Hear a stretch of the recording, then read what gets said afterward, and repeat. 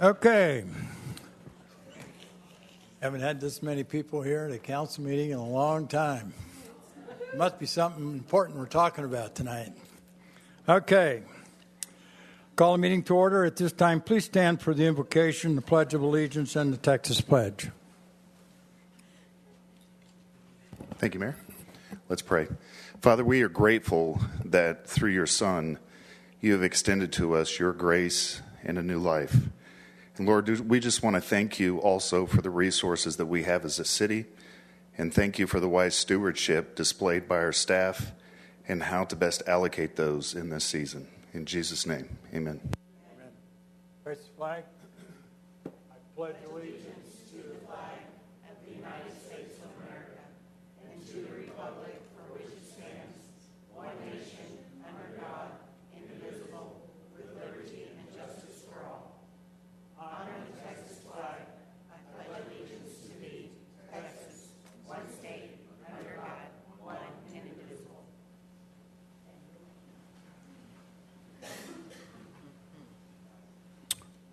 Okay, at this time, Ms. Henderson is going to read a proclamation for United Way.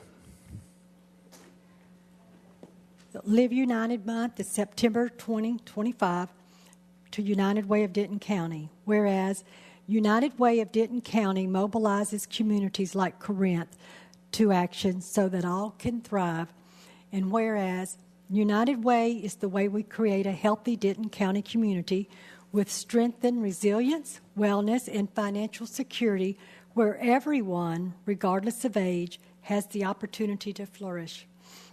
Whereas, by working together to co-create solutions to people's most pressing challenges, United Way of Denton County positively impacts the lives of over 54,000 local residents annually.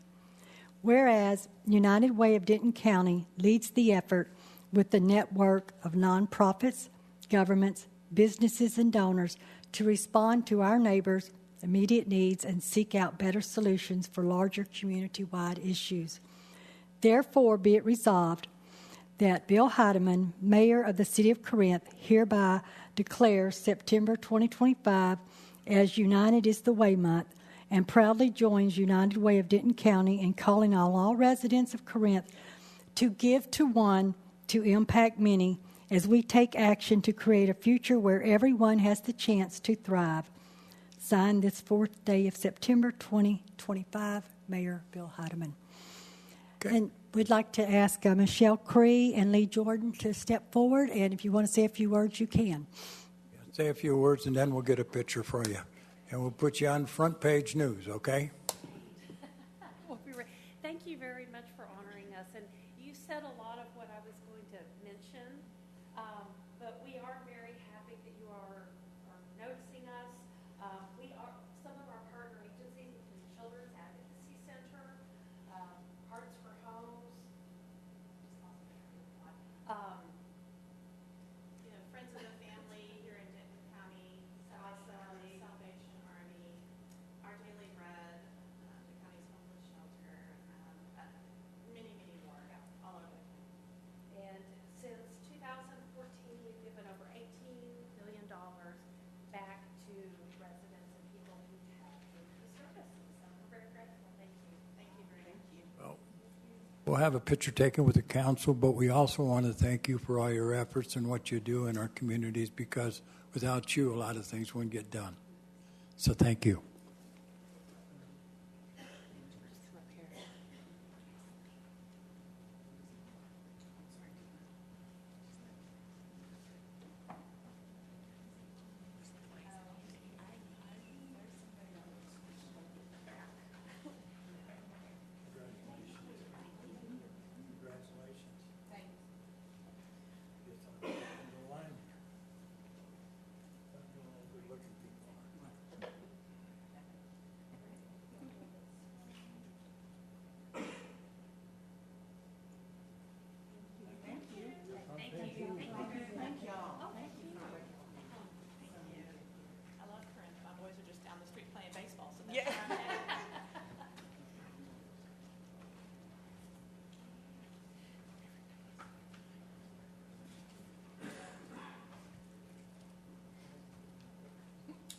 Okay, next item is citizens' comments. Please limit your comments to 3 minutes. Comments about any of the council agenda items are appreciated by the council and may be taken into consideration at this time or during that agenda item. Council is prohibited from acting on or discussing items brought before them at this time. I believe we have, is it Rocky Young? Please state your name and your address for the records, please. 1908 Wickersham Lane here in Corinth. Go ahead. You got 3 minutes. Okay. Thank you all for this time and opportunity. My wife and I have lived in Corinth on Wickersham Lane for the past 20 plus years. And I don't know if some of you all have been here at the time signage was posted on Wickersham Lane. It stems back from the schools, right? Because of the amount of traffic that we have over there. There was a previous neighbor that lived at the corner of Wickersham Lane and Vintage. Well, in the evening when the parents would come to pick up their children, they would turn around in this driveway. And I get that. What I'm here tonight to ask the council is to take in consideration when those signs were put up, they kind of tag the homeowners as well. And a lot of homeowners don't know that the fact that we, as homeowners that live on that street, we can't even park there during a certain time of evening, of the day, because of the signage. And I'm just here to ask, not for a favor or anything like this, but to take in consideration that we live there and we pay taxes. And it's almost like we got caught up in that because, again, some of the homeowners don't even know that they can't park there. I'm retired, and so is my wife now. So when I was working, it didn't affect me, but now it does because we're home every day. And I got a call from the chief, and we talked.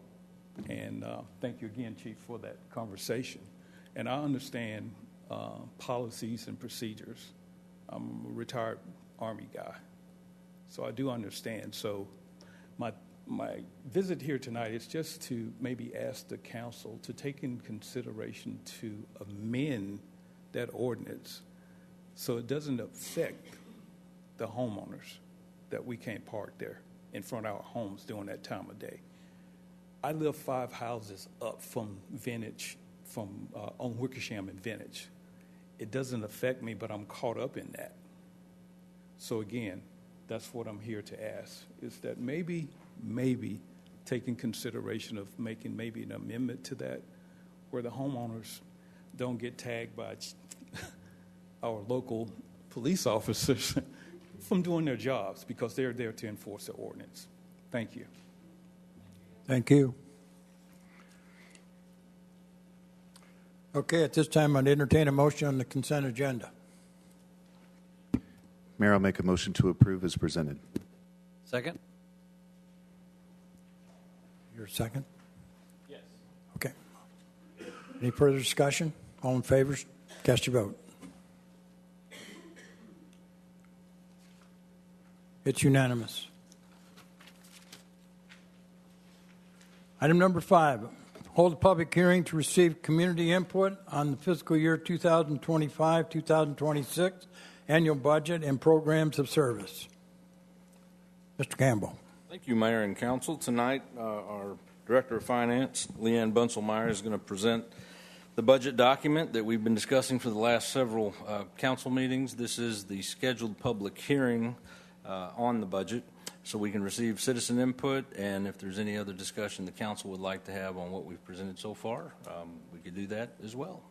Answer any questions that you have, but Leanne's got a little presentation she'll run through, and we'll answer questions before the public hearing. Good evening, Mayor and members of the council. As the city manager mentioned, tonight we'll be doing the public hearing on the budget to cover just a summary of the conversations that the council has had over the last few workshops. But before we get into that, I do want to kind of go through the priorities that were taken into account when the city manager and staff were putting together the budget. First of all, we want to make sure that our budget is in accordance with all of our financial policies, our city charter, and any state statutes. Some of the considerations that affected a lot of the expenditures and revenues were some revenue reductions for this year and how they impact future years. First was House Bill 9, and that increased the exemption for business personal property from $2,500 all the way up to $125,000. That impacted us a little bit over $300,000 in a loss in revenue. We also had the impact of the over 65 property tax freeze election that was held in May. We anticipate that will have roughly about $400,000 decrease in our property tax revenues. And then on the school resource officers, the school district at Lake Dallas opted to have their own police department, and so we were no longer contracting them for school resource officers. And then also the city of Denton opted for one of their schools that they were going to take that in-house as well. So overall, and the impact of this was, some of it was last fiscal year. We're doing the final impact on this year of $221,000 for this current fiscal year.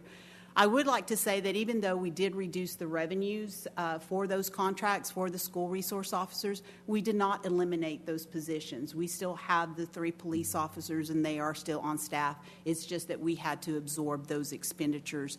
Those contracts were at 75% from the schools and 25% from the city, and now we fund those 100%. Another big consideration for the budget was addressing facility needs.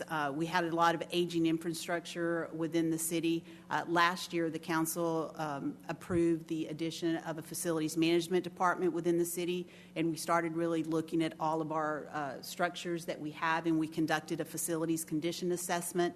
And there was a lot of things that we needed to do, just improvements that had just kind of been put off over the last few years. So the budget addresses a lot of those needs, but it also looks at moving some of our facilities. Our Parks Department, we got a Parks Director last year, so we're moving the Parks Department over to our Garrison Building. The Garrison Building needed some improvements, and then also looking at relocation of some of our other public works facilities. So this has a lot of costs addressing those needs. And then always it's important for us is just the evaluation of our employee benefits to aid in the recruitment and retention. A lot of this falls specifically within the public safety sector of our government, but it also impacts our general employees as well. So first thing is looking at our property tax. So as far as our certified value, we are estimating about $3.7 billion, which is a 3.48% increase. Most of that is just existing value at 96.64%, but there was an increase to existing values of 0.26%, and then also an increase in new improvements of 3.1%. That has increased to about $117 million, and as you can see from the last slide, that's a huge increase from the prior year. So you can see that all the efforts from our Economic Development and Planning Department are starting to come to fruition as far as adding new property tax growth to our rolls. When we look at our tax rate, the city manager is proposing a tax rate of 0.53709. That's about a 2-cent tax increase over the prior year. I would like to note that the City Council did publish a rate that is higher than that. I believe is around 56 cents. That is the highest rate that the City Council can elect to go up to if they choose to. But this is the City Manager's proposed rate at 53 cents. Looking at your average home value at $433,000, that was a 1.83% growth from prior year. And when you apply the tax rate increase of 53709, that's an increase of about $140 on your impact to your residents on their tax bill for the next year. So in total, if you had an average home value of $433,000, you would be paying $2,328 on your tax bill for the city. Looking at our revenues, we have about $27.5 million in revenues. We're looking at a 6.2% increase in property tax of $844,000. Property taxes are our largest revenue source at 52.8% of our total revenues for the general fund. That is followed by sales tax, at 10.9%. We currently collect about $3 million in sales tax. We're looking at about a 15% increase next year that will equate to about $402,000. As I mentioned, the decrease in our school resource funding from the school districts for this fiscal year, that's about $204,000 total in police fees and revenues, or 31.6%. Our franchise fees are typically pretty consistent from year to year. We are looking at about an increase of $90,000 or 6.9%. And then the fire department, a couple of years ago, did an increase in their fees for fire. And so we've started seeing an increase in those from year to year. For this year, we're projecting a 2.6% increase, or $106,000. As far as investment income, I do anticipate a decrease of 18%, and that is because we're going to be utilizing quite a bit of our fund balance for projects this year. And so if you have less money to invest, then we're going to be seeing a decrease in the monies that we're going to be earning on those investments. And then as far as transfers in, there's a decrease from prior year of 47.7%, or $826,000. In the last fiscal year, we closed down about 3 of our asset management funds, and we transferred those monies into the parent fund, which was the general fund. And so we will not have those transfers in the current year, as that was a one-time transfer from last year. And that is why we show a decrease in transfers from last year to this year. When we look at our expenditures, personnel is the biggest expenditure for the general fund at $20 million, or 67.2% of the total budget for the general fund. This year, we are anticipating an $822,000 increase in personnel cost. $485,000 is for 3% COLA for both police, fire, and all your general employees. And then on your health insurance side, we had a 13.9% increase in health insurance costs, and that equaled $337,000. As far as budget changes, we did eliminate a part-time position in the fire department, and we transferred one position from the EDC to the general fund. And then as far as budget reductions this year, due to some budget constraints, we typically budget all of our salaries at 100%. But we do have vacancies throughout the year. And so this year for police, fire, parks, and streets, we actually budgeted those at 97%. So we realized a 3% salary savings. So basically what that means is instead of having savings at the end of the year, we went ahead and put that in so that we could be able to balance our budget without cutting into services. We did have some enhanced services of $298,000 that were eliminated from the budget so that we could balance it. That included special events. It included some promotional items for our events budgets, some contingency funds, and then we froze 3 positions for the year that totaled $347,000. Those reductions were needed so that we could make sure that we balance the budget without increasing the taxes more than what we needed to. As far as decision packages or additions to the budget, as far as ongoing, so these are expenditures that will be there from year to year, we increased it by $238,000, and that was primarily for maintenance and operations. And there were some one-time expenditures of $2.5 million, and again, the majority of that $2.5 million were for facility needs. Looking at our 5-year or our 4-year forecast, we do anticipate new growth somewhere around 4 to 5% in the upcoming years. We did have the impact of the senior tax freeze factored into our resources for property taxes. And then in 2027, all those cuts that we did this year, I am assuming that they will be put back into the budget in 2027. Of course, at the time of next year when we start looking at the budget, the city manager will review that and then make recommendations to council whether we will restore the positions or any of the expenditures that we cut. So for this year, our fund balance is still at 25.6%, which is still very healthy and above our policy target of 20%. And looking into next year and 2028, it starts dipping a little bit in 2028, but again, we will evaluate and prioritize expenditures in those years as well. Looking at fund balance, as I talked about it just now, so our fund balance, we're anticipating it to be $7.6 million. Our fund balance requirement is 20% of budgeted expenditures at $6 million. So we are above our fund balance policy targets. And again, the decrease of that $2.7 million, that is primarily your facility improvements that we have planned to make this year. This is a slide that I know the City Council likes to see every year, so we included it.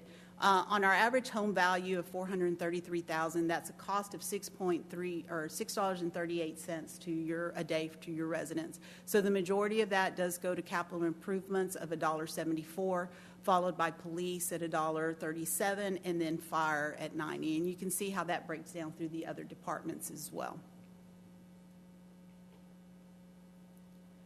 When we talk about our capital improvement, we have a total for 25-26 of $3.7 million.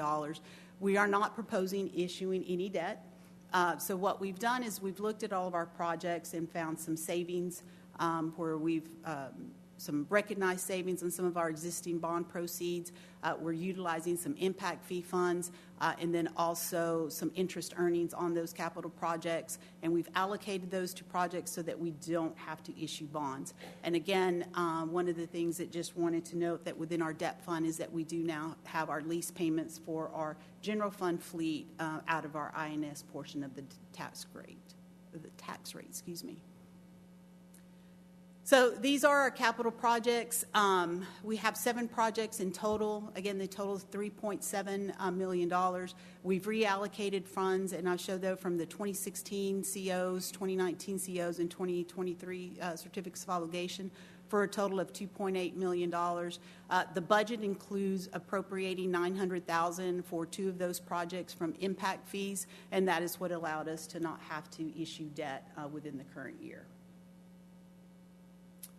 With that, I'll be happy to answer any questions you may have. Is there any questions from council?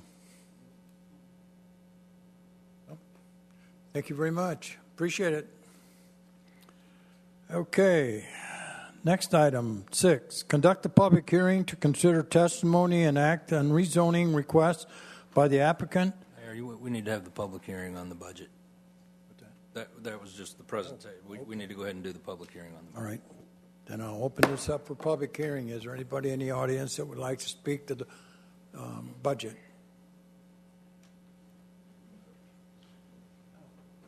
Please state your name and your address for the records, please. Hi, my name is Kimberly Couch, and I live on Greystone Drive. So my issue is primarily with the property tax increase. Corinth has historically struggled with balanced development over the years, and as a result, the burden of support has fallen specifically to the homeowners.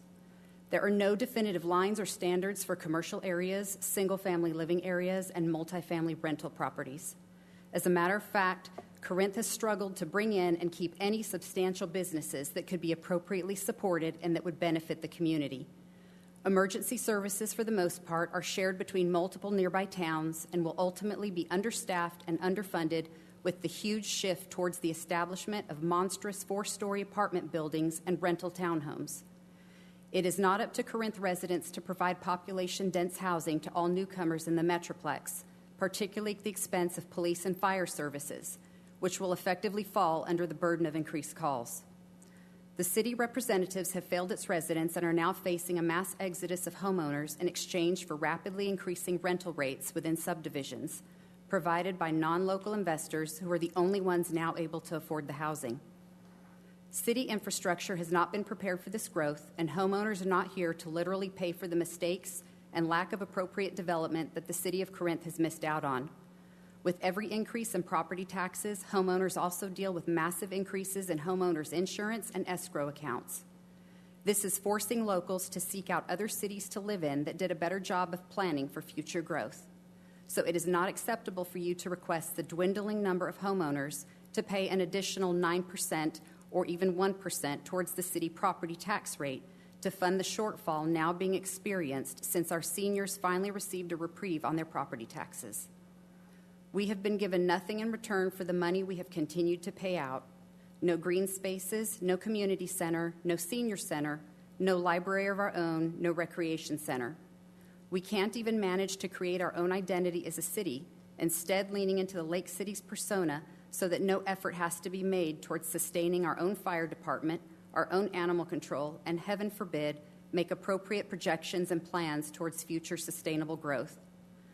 So to any one of the council members that thinks that raising homeowners' city tax rates is a good idea, I urge you to really think about this and the repercussions it will have, not only on the future of this city, but on your position as a council member come voting time. Stop using homeowners as the city's financial crutch and work towards long-term financially sustaining developments that will pull the city out of the rut it's in. Thank you. Thank you. Please state your name and your address for the records, please. Nick Cochran, 3104 Blue Jay. I wish I didn't follow that. I think I have a basic understanding of the budget of the city, and I have a real issue with the proposed maximum rate. On a broad stroke, that is a 19.1% increase on what my property taxes would be for the city portion. I have a real problem with increasing anybody's taxes at an almost 20% rate annually. That's unsustainable, and it's just, we have to find a better alternate solution. You know, it's quite a bit higher than what the staff and the city manager proposed, so I would really implore you guys to look at that budget and try and get it back down at a maximum level of what was proposed by the staff and the city council or city manager.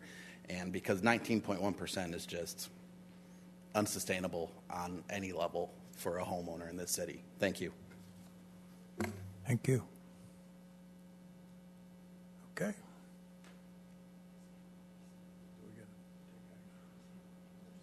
So outside of any council discussion, I think we do need a motion tonight, as Patricia reminded me of earlier, to table action on the budget to the September 18th meeting, which is, as you know, is what we have scheduled already to actually act on the budget. That's been in the schedule the entire time, but we do need a motion since we had the public hearing tonight.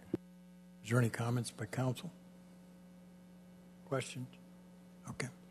And I'd entertain a motion on that item.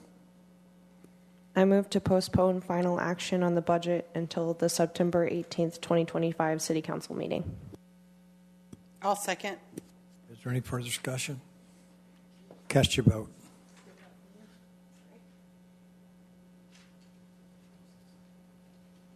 It's unanimous. Item number 6, conduct a public hearing to consider testimony and act on a rezoning request by the applicant, Ridinger Associates Incorporated, to amend the zoning ordinance and zoning map of the City of Corinth, each being a part of the Unified Development Code, from SF2 single-family residential detached to a planned development with a base zoning district of SF4 single-family residential detached for the development of 54 lots on approximately 13.1 acres, generally located at 2215 and 2217 Lake Sharon Drive. Mr. Campbell. Thank you, Mayor and Council. Tonight, our Community Development Director, Melissa Daly, will cover this item, answer any questions that you have. Thank you. Good evening, Mayor and Council.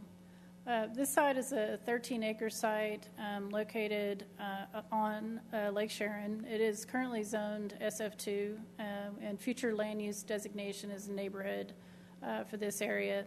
The proposed development is 54 single-family lots. You can see here the location.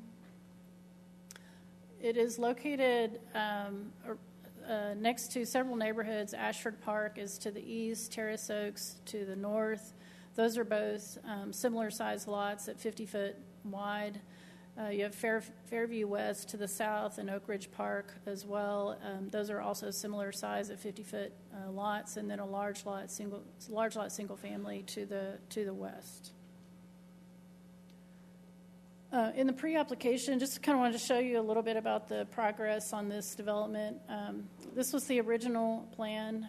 It did not include part of the land that you'll see that's part of the development currently, which is this piece. So originally it only had 46 single-family lots at 50-foot wide, and we did recommend, because this is kind of an interesting flag lot, that the developer reach out and look at the potential of including that land, if they could get it, into the development. which he was able to do, and to look at an alternative layout with a street grid, additional open space, and tree preservation. We asked that a street stub connect to an existing stub that's here from Ashford Park. That the detention pond in the front of the development be a retention pond rather than detention as required by the UDC, and that the 10-foot trail be continued down Lake Sharon to connect to the existing trail. So this was the first submittal. After those comments from this plan, the staff did recommend reconfiguring lots to allow for more usable open space and tree preservation. You'll see here, too, that it did incorporate the land that I mentioned with that kind of flag lot that was here or is there. So it's 54 single-family lots, so a little bit fewer homes. And we asked that shade trees be provided along the curb edge, that the trail be provided around, or a trail be provided around the detention pond, as well as amenities so that that's a usable space. And that there was a masonry screening wall shown along Lake Sharon, so we asked that that be removed from the plan so that it is open to Lake Sharon. So this was the proposed concept following those comments, and this is what you're looking at this evening. So the plan includes shade trees that will be provided between the sidewalk and curb along residential and open space lots. Front yard and common open space lots. Landscaping will utilize drought-tolerant native vegetation, which we've talked about on some of the other developments that have come before you. Current tree preservation goal of 16.6% with 10% minimum. Fortunately, with the kind of laying this out a little bit differently, the developer was able to preserve 4 of the 5 heritage trees on the site.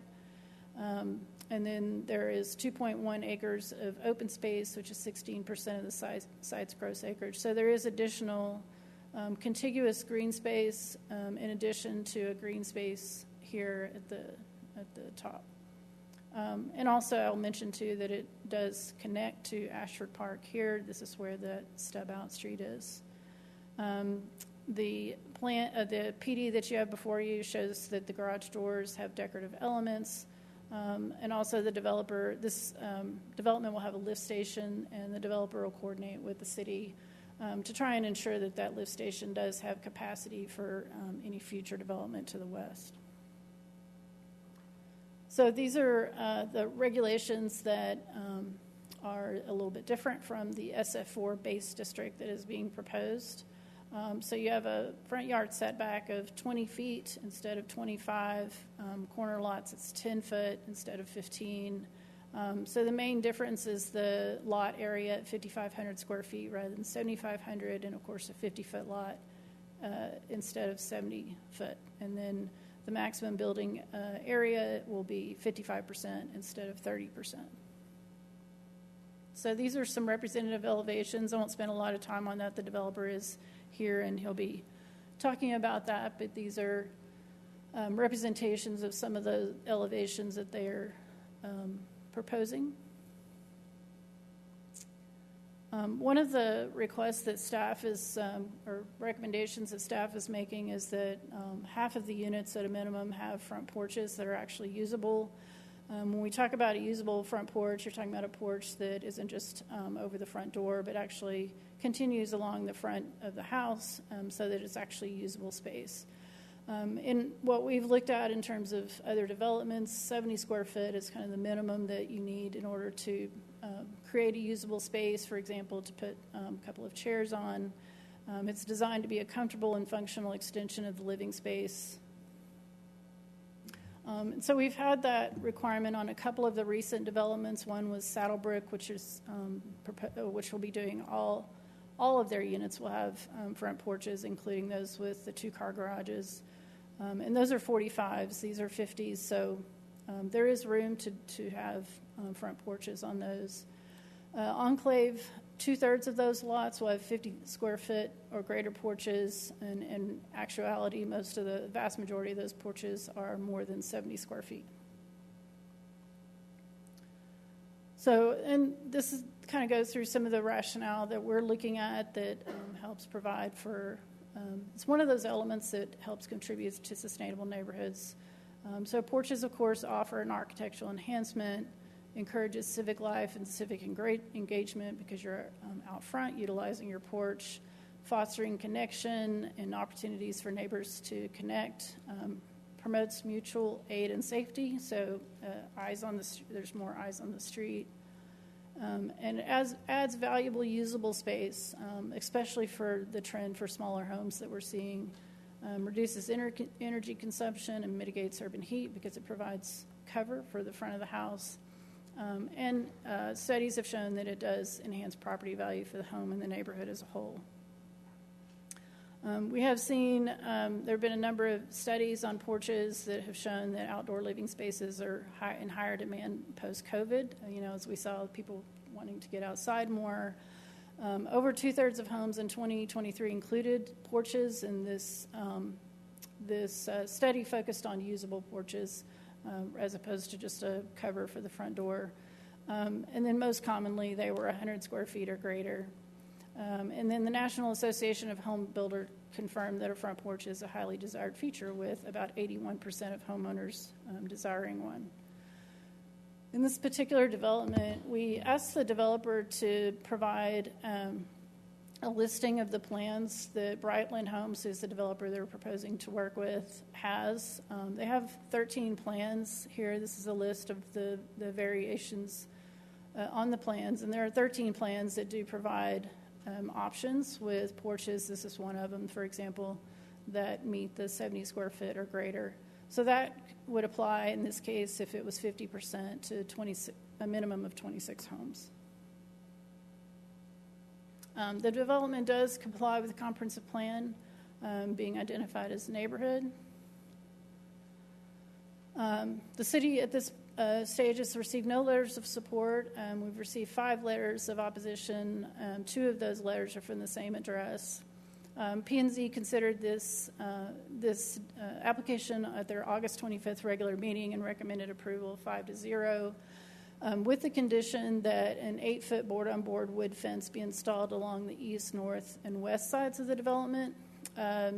We are recommending that a 6-foot board-on-board fence be installed on the west side of the development, but not the north and east side of the development, and that's because there are already relatively new, in Ashford Park, brand new 6-foot fence, so we're not recommending a fence against a fence.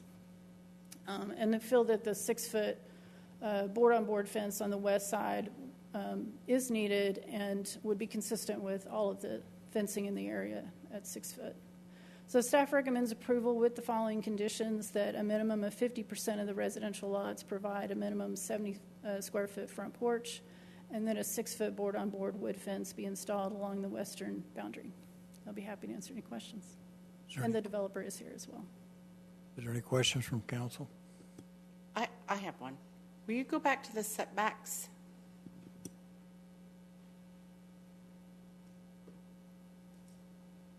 So the minimum front yard setback, when you were speaking, you said 20 feet, but there's also plans that would allow for a 10-foot setback?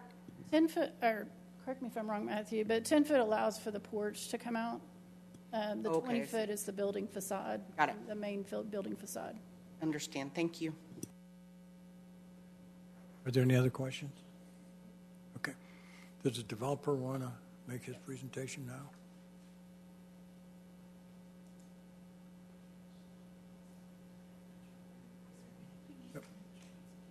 Yep.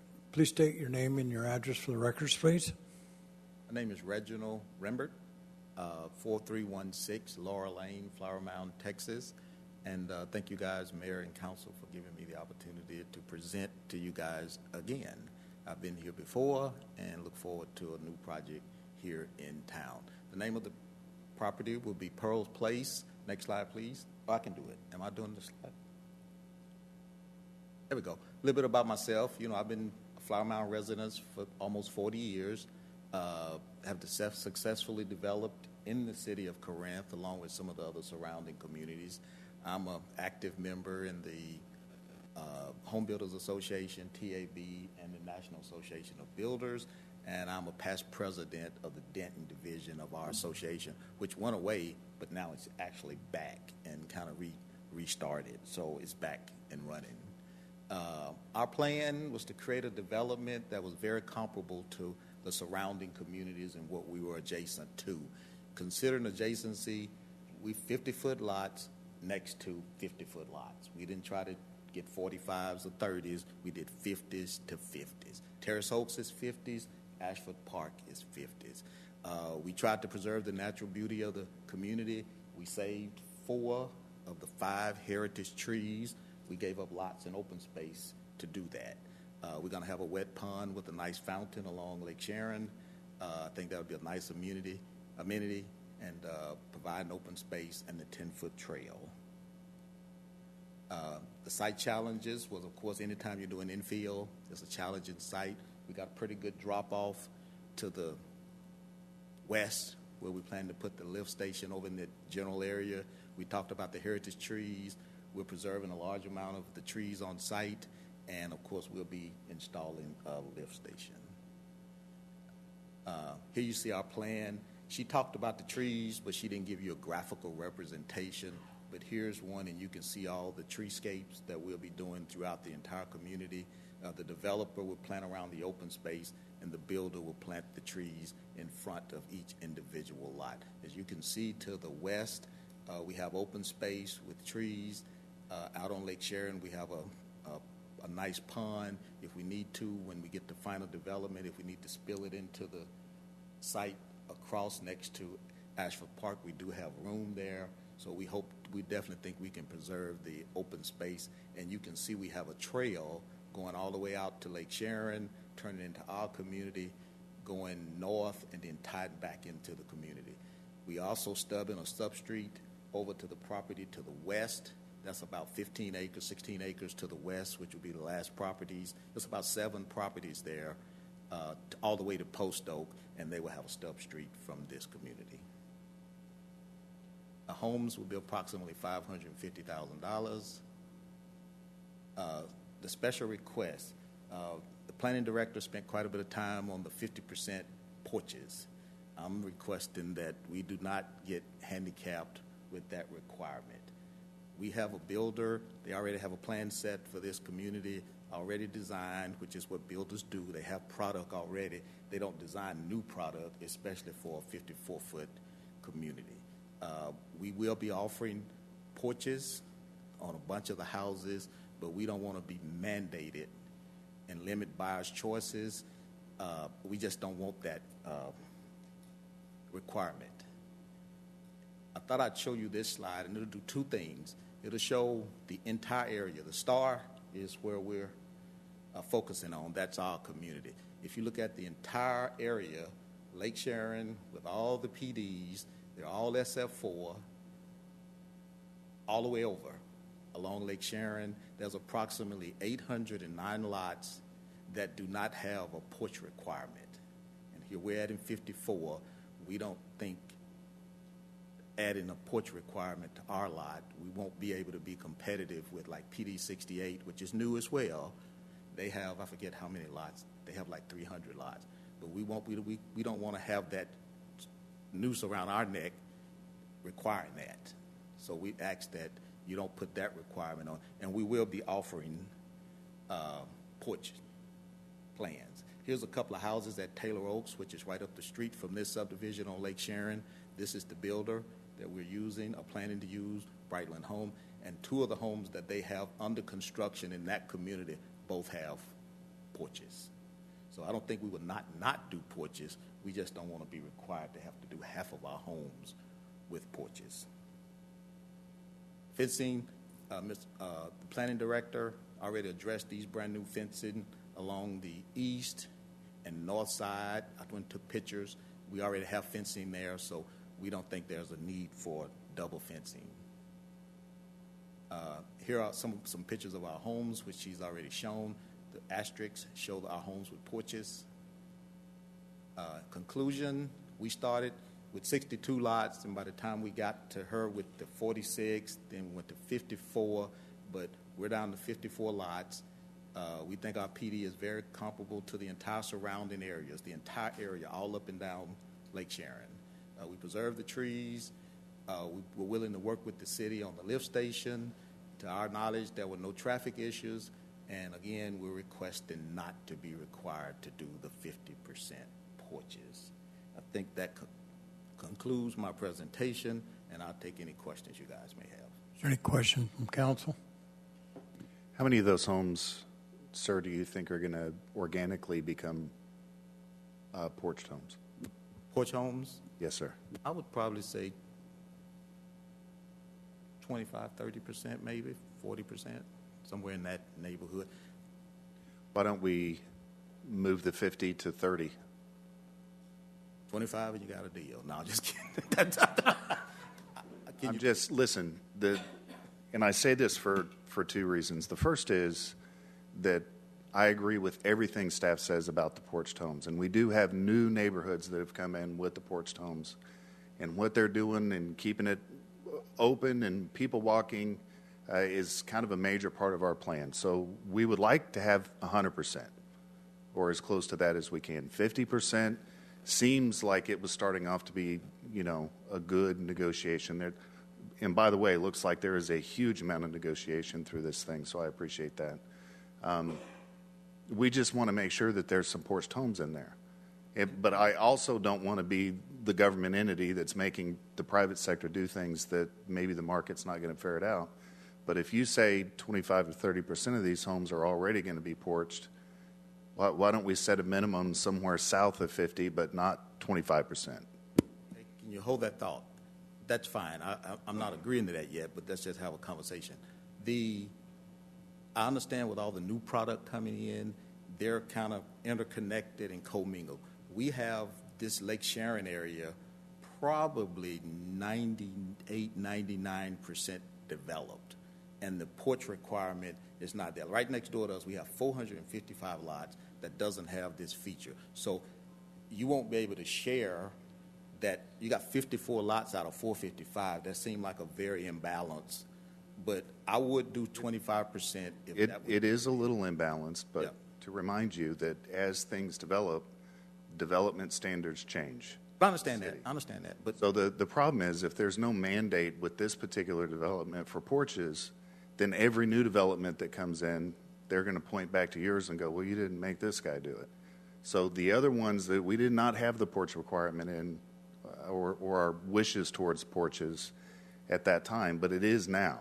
In the examples that they've shown, we have a lot of porches coming as a result of these new standards. And I think our builder is going to try to do that because he have two houses up in Taylor Oaks, which is right up the street. Both of them have porches. So I think that's a practical thing that's probably will have. Can we settle at 25%?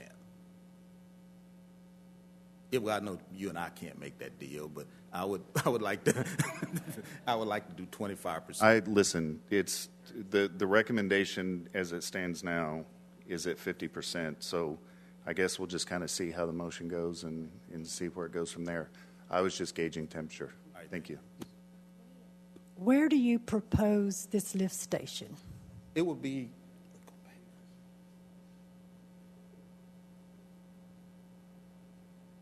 The lift station will be somewhere in this area here, which we got to be careful about this heritage tree here, but we're thinking somewhere on this side of the property so that the western properties can get to it.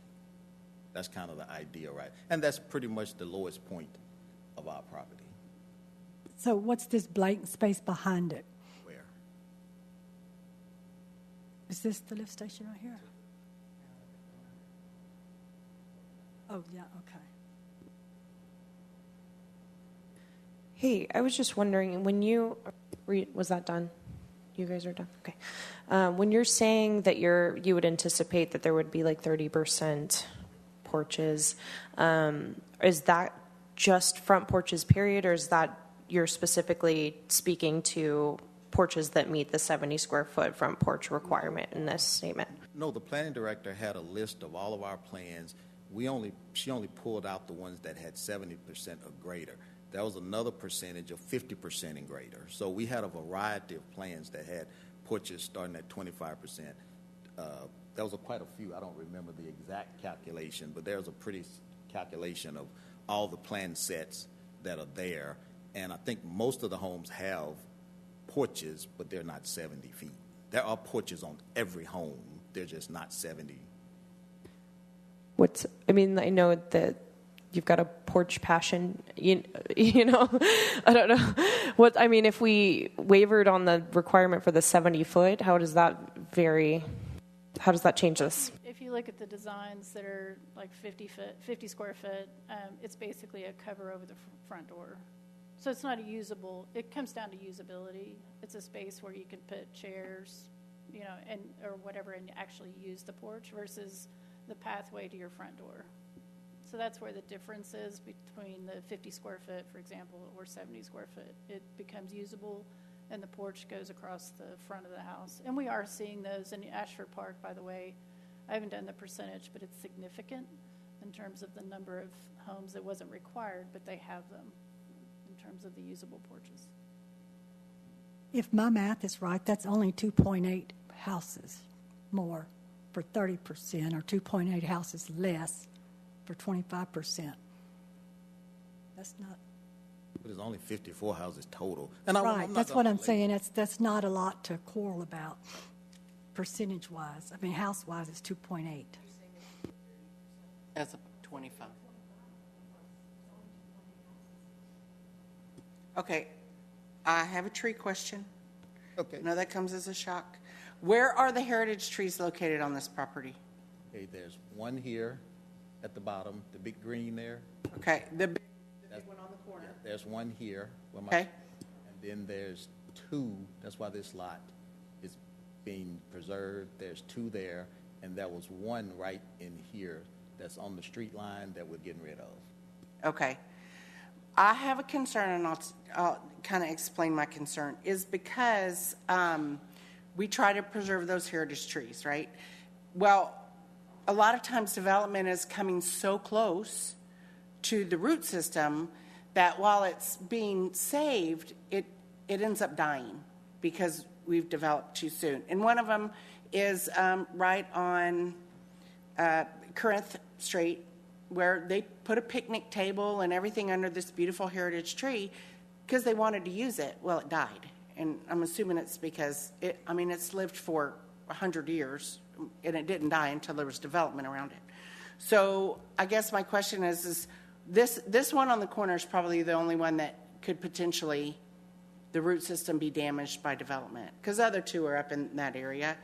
So what is your plan to protect the root system of that big heritage tree on the corner? Well, typically we put a big fence around the drip line of the tree, and typically you don't construct anything, park on, or do anything around the drip line of a tree.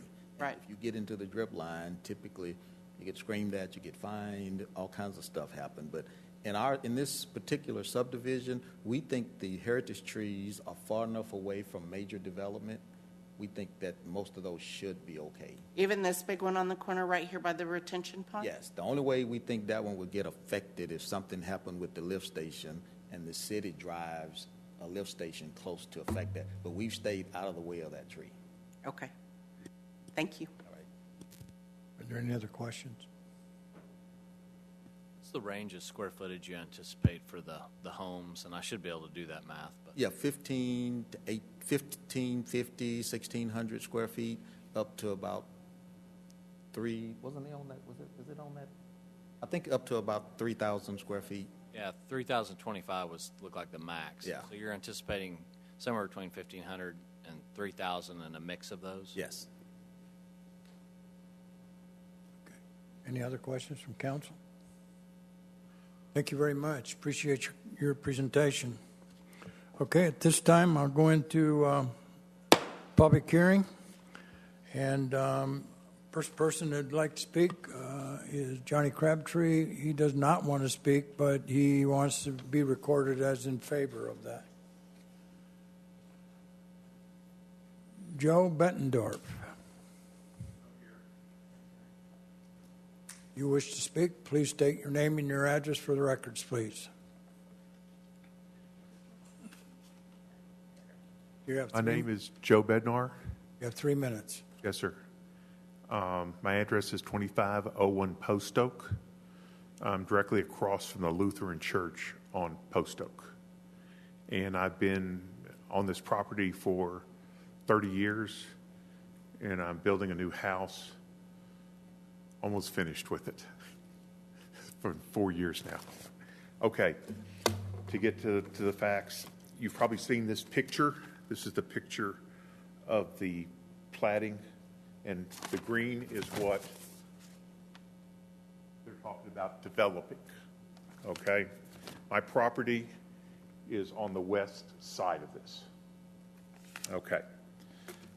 The first concern I have, and I was late to the last planning and zoning meeting, they talked about a double fence that was going to be on the west side of the property. Matt, has that been removed now for the trail?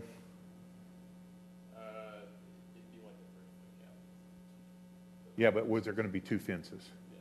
Okay, so there is a double fence. My concern is the fence that backs up to my property. I have when it rains real heavily, we have water standing on my property about 2 inches, and their fence needs to have some way to drain that water onto their drainage system that will go into that pond. Has that been addressed or talked about? Okay. I just wanted to bring that up so we don't have a flooding problem on that corner. The other issue is that the lift station, we've talked about it a lot, and I don't know if it's going to be sized if we expand and they buy my property and Peters and Glockels, if that lift station will accommodate another 13 acres or so, or if it can be sized up for that. And I have no other problems. I think the plan is good for getting 54 houses into that space. The last thing I want to say is, on this picture, I didn't realize this, there's a road that goes at the corner of that, I think John Baum's development, that's going to go to Lake Sharon, and then I guess it's going to terminate there. It might be worthwhile to consider extending that road across and putting an intersection there for this one after the corner here. I think it'd make a lot better usage on the traffic pattern. But I'll let the city. Thank you very much for your time. Okay. Next one is Don Glockel. Please state your name and your address for the records, please. I'm Don Glockel, 2101 Lake Sharon Drive. Most of my concerns have been addressed. I still don't know what you plan on doing for the fencing between my property, the Bednar's property, and Peter Farrell's property. You've got a wooden fence. You talk about board on board behind the homes, and I understand that. Then you've got a green strip coming over, and you stop at our properties. Are you going to put a fence between that green walkway, which is a swag to carry the water off of these properties? Are you going to put a fence there, or are you just going to leave it open? We've asked for a fence there for a couple of reasons. One of them is that both of my neighbors have cattle, and they've asked to keep the kids from reaching through and feeding the cattle or getting hurt. What's your intentions? Staff's recommendation is for that fence to be on that property line. I'm sorry, say it again. Staff's recommendation was to have that fence along the property line. What fence? What kind of fence? 6-foot board-on-board fence. 6-foot board-on fence? You going to raise it up somehow? You going to raise it up and let the water under it? The developer can talk about it. We're open to whatever type fence we need to put there. Typically, if it's a pasture land like that, we'll put a wrought iron fence so water can travel through it, animals or whatever can travel. we'll typically put board on board behind the houses for privacy. But once we get to open space, typically city open space, you want a iron fence. So we'll put an iron fence, but we're open to fencing that entire western property line. And whether we do board on board, wood, wrought iron, we don't care. But I think our current plan is board on board privacy behind the houses and maybe a wrought iron fence, the remainder of the open space, which borders the remaining properties, which will be your property to the west. And I think that's the way it's written. We can write it that way. I'm sorry, what was the response? We can write it that way. Okay. All right. I think the wrought iron will allow we're heavily treed. So if you put a wooden fence and you don't raise it up off the ground, it's just going to block up and it's all going to hit the fence and turn south. So the wrought iron fence would probably be a good solution. That's pretty much the porch thing. I just for the sake of using my last 30 seconds, the porch thing, I understand what you're trying to do, but in Texas, a small porch on the front in a small home on a small lot, you're not going to encourage parents to sit out there and if they have small kids, you're not going to encourage them bringing their swing sets and their playground stuff out in the front. You want them to sit out in front to visit people walking up and down the street. That's what I'm gathering. That's what it's kind of for. People are going to be in their backyards with their. Thank you. Okay. Anybody else in the audience who wants to speak to this issue? Not, I'm going to close the public hearing and entertain a motion on this item. I've got a quick question for staff. That was a lot of detailed information right at the end with this fencing. So as it currently sits, there's a 6-foot board-on-board wood fence along the western boundary of the PD, which sounds like to me it's the total length of the property, right? We can pull up my presentation. On the west side, I think was the intent. Right. And, I think he's referring to some green space, which Mr. Rembert's right. We usually do. I think we're referring to this area, correct? Yes. So we can require that a wrought iron fence be put along this area, which would make sense and allow the water to go through. And, okay. You would have the board-on-board fencing for the privacy for the homes, and then the wrought iron fence would come here, if you can see my, and you would just say that the wrought iron or tubular steel or what have you be installed along the green space on the west side. Does that answer your question? Yeah, we've got it. Yes, for the backyards. Typically, that's going to be desired. And I think this space as well, correct, Mr. Rembert, this space as well for the tubular fencing.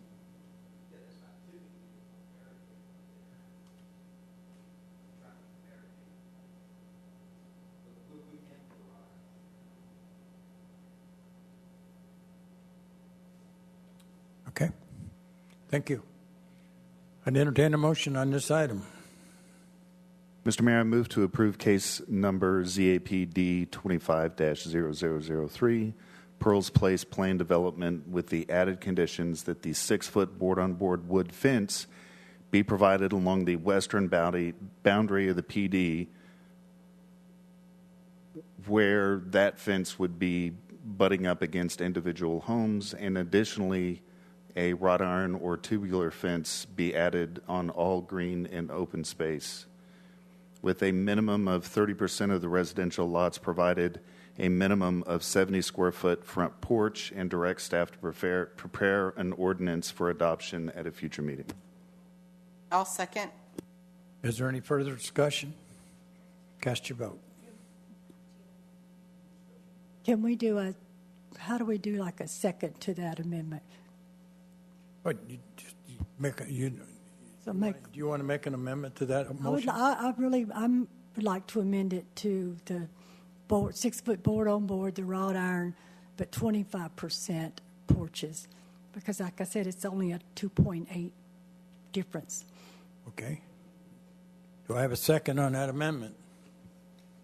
I'll second that. Okay. Is there any further discussion? Okay. How do you want to do it? Hand count, or because you're not going to be able to do it on your voting machine, are you? Can you? Okay. Okay. Cast your vote on the amendment.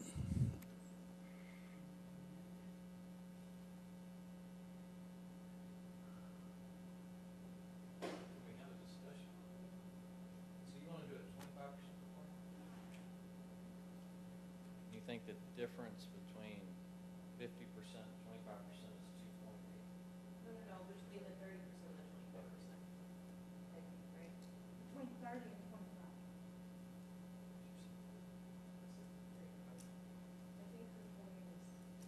I heard 50. No one said that. So my ears are to blame and my calculator. I don't have any research.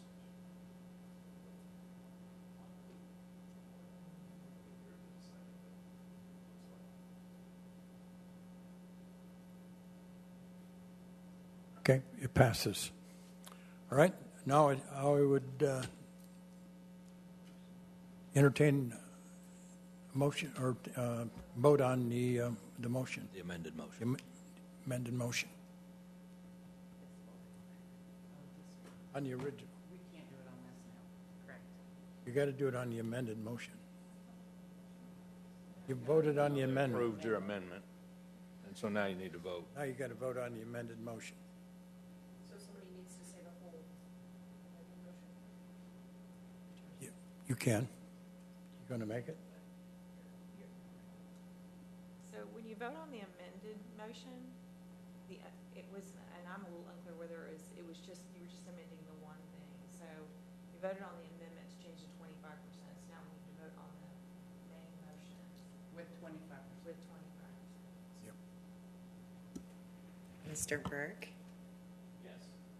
Mr. Garber? Yes. Ms. Round? Yes. Ms. Henderson? Ms. Pickens? Yes. Okay, it's unanimous. Motion passes. Okay, next item on the agenda is on the business is consider an act on a Chapter 380 Economic Development Incentive Agreement between the City of Corinth, Corinth Economic Development Corporation, and Bootleggers Corinth, LLC. Mr. Campbell. Mayor and Council, we would ask if we could have a quick executive session at the end of the regular meeting and bump this item to the end because we need to update you on the agreement under economic development exception in closed session. It shouldn't take more than a couple of minutes. Okay. We'll table that until after. Okay. Number 8, consider an act on a resolution of the City Council of the City of Corinth, Texas, approving a negotiated settlement between Atmos City's Steering Committee and Atmos Energy Corporation, Mid-Tech Division. Mr. Campbell. Thank you, Mayor and Council. You may recall a couple of months ago, Council took action to deny the request from Atmos for this rate increase, going through the normal process that we go through with our steering committee, the consortium of cities where we belong. They have gone back and forth to negotiate a settlement, and that is what was presented in your packet. The original request was for a $225.6 million increase in revenue for the company. And so what has been the end result of the negotiations with the steering committee, that number has dropped from by about $20 million to $205.6 million. Hopefully the staff report answered any questions you may have had, but this is the typical process we've gone through when we have these kind of rate increases. And so we recommend going with the recommendation from the steering committee and approve this item. Answer any questions that you have. Is there any questions from council? Okay, I'd entertain a motion on that item. Mayor, I'll make a motion to approve as presented. One second. Any further discussion? Cast your vote. It's unanimous. Okay, item number 9 is right now we have to make an amendment to the city manager's contract as far as the severance, and I would entertain a motion on that change to his contract. No. For the record, this is actually action following the posting and for action coming out of the executive session. We had that earlier for our executive session. Okay. Yeah, and I just want to clarify, because the way that that was presented, this is due to a change in state law. Yep. Okay. Then yes, I move to authorize the mayor to work with the city attorney and the city manager to amend the city manager's contract as required by the new state law. I'll second. Any further discussion? Oh, I'm sorry. And to execute the necessary documents. I'll second. Okay. Any further discussion? Cast your vote.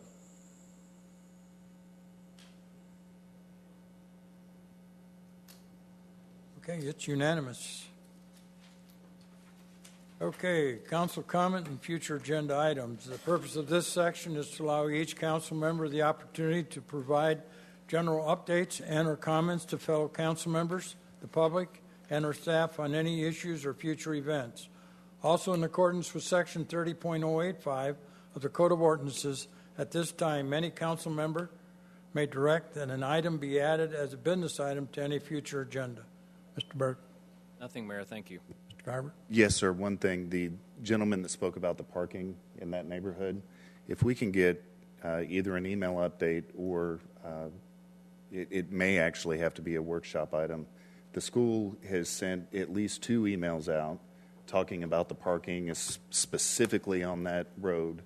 And if it sounds like we've got homeowners over there that may be having some issues due to increased enforcement, maybe there's a better solution. Ms. Rao. Not today, Mayor. Thank you. Ms. Henderson.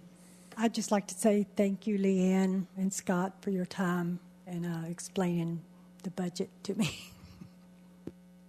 Okay. Ms. Pickens. Yeah, I have a couple things. Again, I would also like to thank Leanne and Scott for sitting down and working through some of my questions.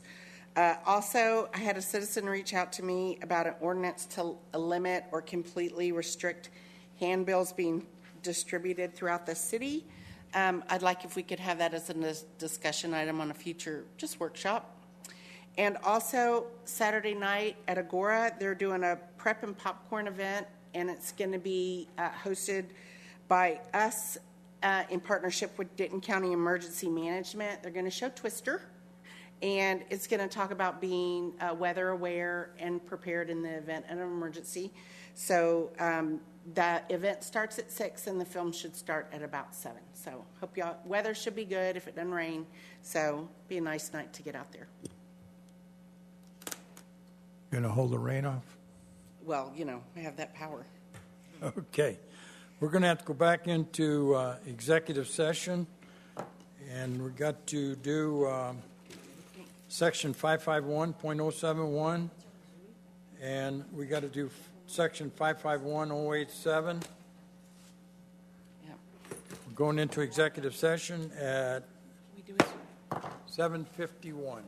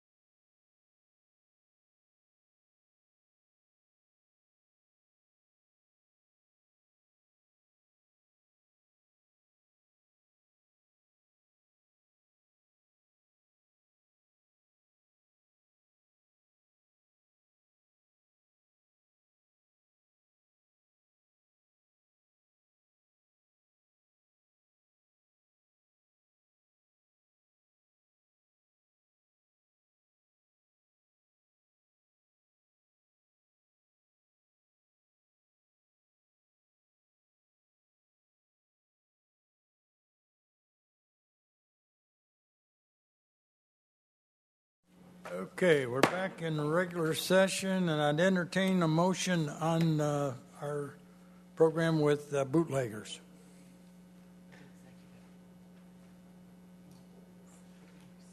And again, Mayor, as a reminder, I would recommend you make that contingent upon EDC approval at their next meeting. Okay. Mayor, I move to approve the agreement as presented and authorize the city manager to execute the necessary documents contingent on approval of the Corinth Economic Development Corporation, and to be clear, as presented in executive session. I'll second. Any further discussion? Cast your vote.